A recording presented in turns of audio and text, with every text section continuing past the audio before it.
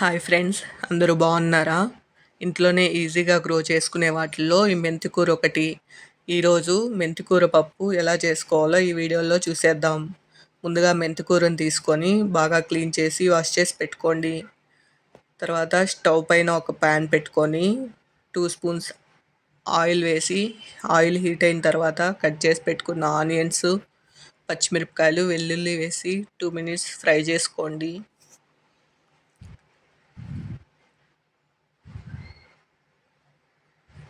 అవి కొంచెం ఫ్రై అయిన తర్వాత ముందుగా క్లీన్ చేసి పెట్టుకున్న మెంతి కూర ఆకును వేసి కొద్దిసేపు బాగా ఫ్రై చేసుకోండి.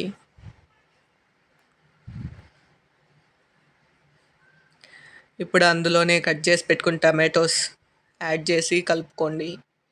టమాటోస్ బాగా మెత్తపడే వరకు ఫ్రై చేసుకోండి.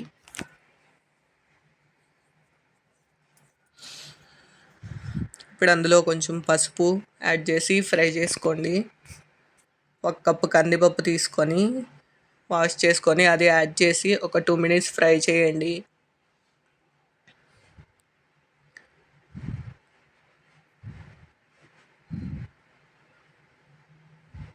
టూ మినిట్స్ పప్పు బాగా ఫ్రై అయిన తర్వాత వాటర్ యాడ్ చేసుకొని ఉడకపెట్టుకోండి. మీరు తొందరగా ఈజీగా అయిపోవాలంటే కుక్కర్లో కూడా పెట్టుకోవచ్చు ఫ్రెండ్స్. నేనైతే కుక్కర్లో పెట్టలేదు, అలాగే ఉడకపెడుతున్నాను.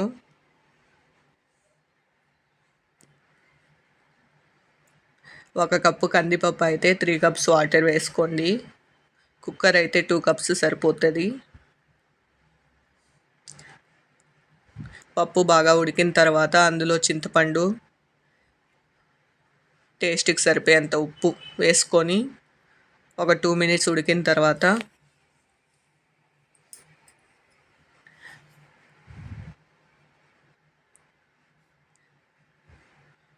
పప్పు గుత్తితో పప్పును మెదిపేసుకోండి. ఫైనల్గా పోపు పెట్టుకోవడం అంతే. ఒక 2 స్పూన్స్ ఆయిల్ వేసుకొని అందులోనే ఆవాలు, జీలకర్ర, ఎండుమిరపకాయలు, కరివేపాకు,